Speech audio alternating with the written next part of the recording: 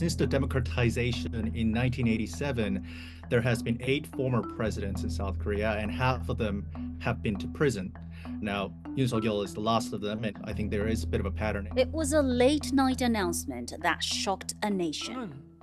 북한 공산 세력의 위협으로부터 자유 대한민국을 수호하고 우리 국민의 자유와 행복을 약탈하고 있는 파렴치한 종북 반국가 세력들을 The South Korean president live on television declaring martial law. 자유 헌정 질서를 지키기 위해 비상계엄을 선포합니다. And now, just over a year later, that leader, Yoon Suk-yeol, is behind bars, facing up to life in jail or even the death penalty, and being prosecuted for insurrection and aiding the enemy, among other charges.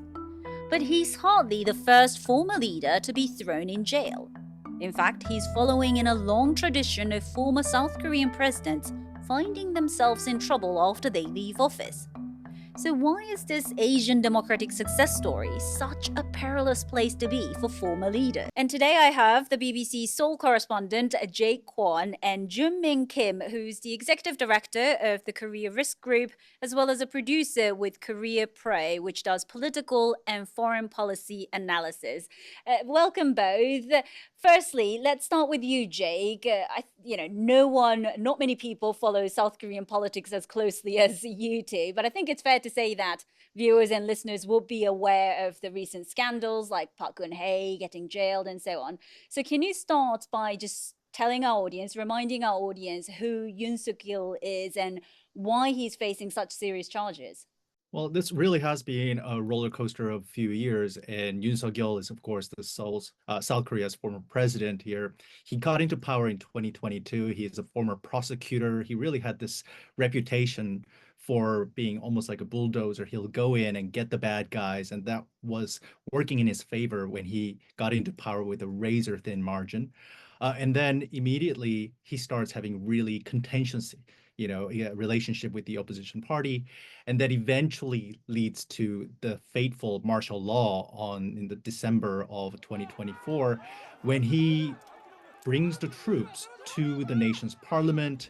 And now this is the part that is being contentious, whether he had the intent to arrest the lawmakers and suspend South Korea's democracy, which is now being on the trial, really.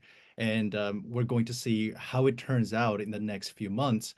But really, this is the biggest kind of political event in South Korea's recent history.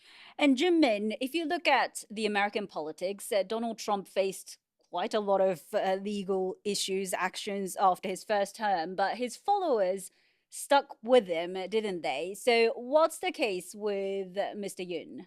I think it's quite similar with Mr. Yoon, although the mobilized supporters of Mr. Yoon, they are, of course, less violent as it is in South Korea compared to the US.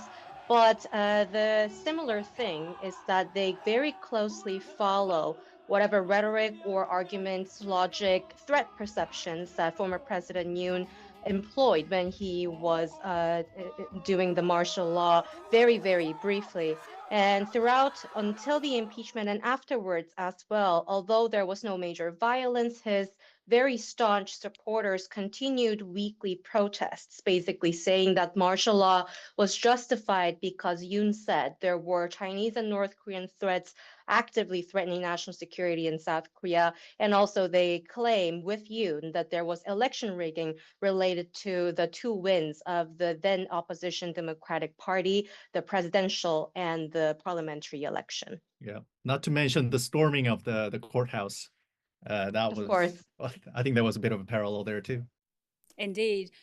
Jake, let's go through the history, because I'm absolutely fascinated by how so many of former South Korean presidents either end up in jail, one committed suicide during a bribery investigation, assassination, and so on and so on. I think I started to realize the trend when Lee Myung-bak was in power, and he visited the disputed island between South Korea and Japan, Dokdo, also known as Takeshima in Japan. And I remember Japanese netizens saying, oh, he's trying to boost his popularity so that he doesn't have to get arrested after he leaves office. And I thought, that can't be right. Not all of them go to jail. But then, of course, he was actually jailed, wasn't he? Well, I think there's some truth there. Since the democratization in 1987, there has been 8 former presidents in South Korea, and half of them have been to prison. Now, Yoon Suk-yeol is the last of them, and I think there is a bit of a pattern. And if we look at presidents and leaders before the democratization, the 4 leaders prior to 1987, yes, 3 of them were ousted before their term was over, and then 1 of them was assassinated. So none of them left the office willingly. So South Korea, I think, has this history where the former presidents are definitely fair game for prosecution. I don't think it is sacrosanct. And when when the president is nearing the end of his term, I think there is a lot of perhaps speculation on what kind of criminal prosecution that might follow by the opposition party. And one of the contributing factors, some people argued, of Yoon Suk-yeol declaring martial law was that he knew that him and his wife were possibly facing impeachment and prosecution as well. Some of these leaders, you also have to understand that they were jailed when they were democracy activists before they became the president. So they almost every president in South Korea has some criminal record, but it's not always for kind of wrongful causes. Jimin, I really want to find out why this is. Jake talked about many of these, I guess, presidential candidates, by the time they reach that kind of final 2, many of them already have criminal records, and as a result, it's quite possible that they get investigated after they leave office as well. But what's your view on why so many of South Korean former leaders end up in jail? There is something with South Koreans' voters' mind when they select these potential leaders that will become president and ultimately sometimes go to jail. They look for strongman leadership. And these leaders, until they reach the level of becoming presidential candidate, there are certain political routes that they tend to take. Sometimes it is through close relations with the chaebol, so conglomerates. Sometimes it's through, power game wins within the party. So they tend to make a lot of enemies while they are on their journey towards becoming a president. And then once people sort of vote during the presidential election, we saw in the past few years during Yoon, people wanted something strong compared to Moon. Lee, after Yoon, people wanted someone who can fight Trump. And so I think that is what comes with choosing strong leaders. They tend to be a bit more controversial than, let's say, people who end up becoming, I think, prime ministers. And another factor, which I think makes Yoon's case quite particular, is so far the presidents who were prosecuted and went to jail, they were mostly economic related crimes. But Yoon is very different. Yoon, I think, this is why I think the sentencing and the ultimate fate might be a bit different, is that national security, self-coup, and potentially aiding the enemy, these are very serious crimes compared to other presidents that went to jail before. So there are some overlapping factors that might explain why this has been a recurring pattern so far. But because of that last thing I mentioned, Yoon's case might be a little bit different. But there is a precedence of Chun Do-won, who has That's gone to true. jail for the exact same thing he's on trial for, leading an insurrection. So I think that's something the prosecutors and the judge will be looking very closely. So, I mean, other former leaders who were jailed, you mentioned, some of them who were jailed for bribery, corruption reasons, their sentences were shortened, often pardoned. So you don't think that could happen to Mr. Yoon, Jimin? I think that it will come with a higher political cost for whoever decides to pardon Yoon in the future. For Lee and Park, the logic easily was, one is they served their time. Second, it was something that was, related to a political situation at the time where their specific case was under spotlight because of adversaries sort of pointing to it, or so the ruling party says when they are pardoned. But for Yoon, because even his own former party, People Power Party, is having a seriously difficult time trying to figure out what their relations is with the impeached president, I think whoever wins in the future, even when it is a very, very popular conservative president, they will need to be very cautious when it comes to the timing and the logic of potentially pardoning Yoon. Do you see a future where Lee Jae-myung pardons Yoon himself? I don't see that happening, honestly. I want to ask you about this corruption, bribery incidents, because I don't think many people think South Korea as being a corrupt country where, you pay a bribe to a cop to get what you want, that kind of stuff. And yet, Jin-min, you mentioned the relationship between chaebols, the huge South Korean conglomerates, and some of those former leaders. So is that kind of quite common, corruption, bribery? Is that actually quite common, do you think, at the top of the businesses and politics? Lobbying is technically illegal in South Korea. But if you look at South Korea's national construction history before and after democratization, it was very difficult to develop grow the economy without the help of the conglomerate. So it wasn't a secret that there was a very close relations between the conglomerates, the chaebols, and the government. But I think what changed in 2015 and then later is that people started to look more closely into what democratic threshold there should be, whether there should be some boundaries. And I think public sentiment, the public perception of what is okay, I think that changed. And that's when I think the president started to go to jail for economic crime sort of reason. I think when we see the history of presidents coming under the crosshair, a lot of them try to defend their, corruption charges, bribery charges, as well as any kind of corner cutting, really, is part of the statesmanship that, being a president requires you to cut some corners for the speed or just to get things done and deliver the result. And they said this is just part of being a leader. I think there is some understanding inside the elites, inside the politics. I remember speaking to one operative or, people who are kind of in the campaigning of the lawmakers here, and they were saying the political law, this is how they were defending it, that the election law is just way too tight. And, election is a war of money. And in order to raise that money, there's a lot of money changing hands, and it's not necessarily they're putting that money directly into their pocket, but in order to win this election, they need to fill up the war chest. And a lot of these bribes are really going towards that end. There are always these, one of the trial that Yoon Suk-yeol is facing is of course taking money to nominate certain candidate for their parliamentary seats.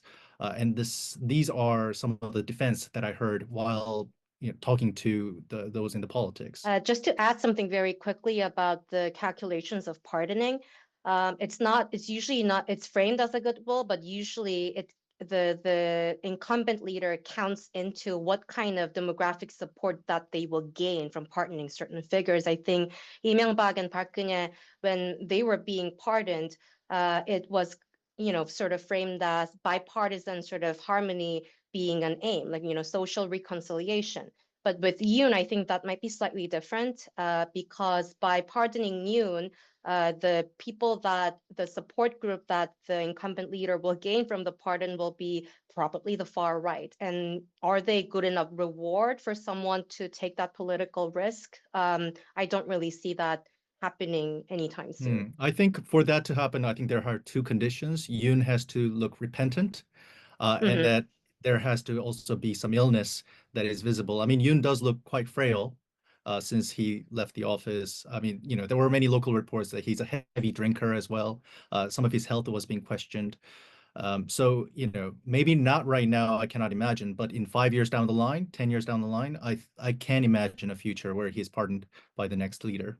I think many viewers, listeners would consider South Korea as one of a very few successful democracy story.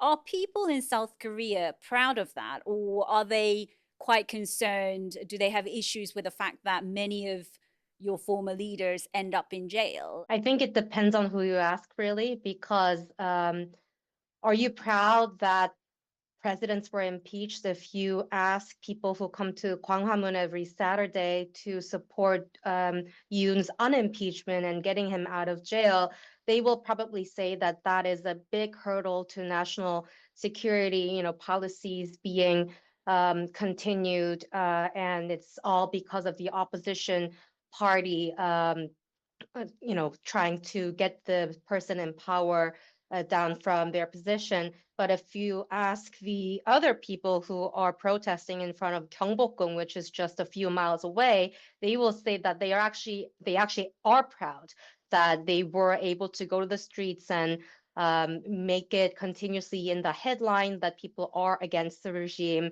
and they think that they have done something unconstitutional, and the court actually listened to them. Yeah, and I think there's more people here who might ask the question, like, why aren't other countries sending more of their leaders to jail?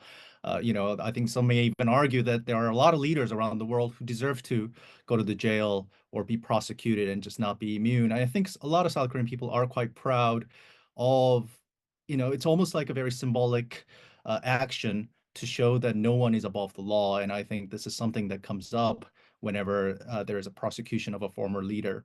And, depending on who you ask, but most people I've spoken to here seems quite, they agree that presidents and former leaders should not be immune from consequences.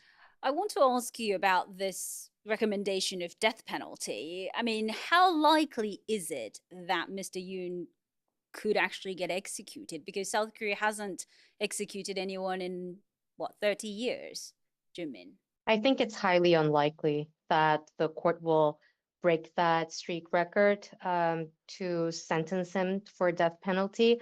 But I can imagine something like a lifelong sentence maybe, but not death penalty. I think that is something for the court to consider other variables as well, because there has been, the human rights organizations, UN watchdogs that have been consistently warning that South Korea actually has, like, even without death penalty, sometimes the punishments are disproportional. Yeah, I'll be very, very surprised if South Korea actually carries out a death penalty. I think it is largely symbolic. They have to look at the precedent of Chun Doo-hwan, the last military dictator who was given death penalty in the lower court.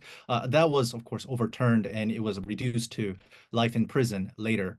But because the lower court found him, gave him death penalty, I think this judge also had to look at that. But in terms of actually carrying out, despite, what current President Lee Jae-myung had said, the people who are guilty of coup d'etat or these insurrection must be punished to the end of their life, like what happened to the Nazi Party was his words. I think the actual chance of Mr. Yoon, being punished to the end of his life is really, truly unlikely. Aside from Mr. Yoon, I want to know what's the future, because the current president, Lee Jae-myung, also has been investigated for bribery before he became the president, wasn't he? So do you think, there could be times when former presidents are no longer thrown into jail, 50% of the chance, 50% of the time? Or do you think this kind of culture of making sure that those at the top get punished if necessary, that's going to continue, Junmin? I can't really look too far away in the future, because right now I'm not even sure who can actually run for presidency. There's a very much of a lack of talent in both parties. But regarding Lee, he has 8 scandals merged into 5 trials, and all of those were suspended by the court, citing the Constitution about suspension and immunity when he inaugurated. So I can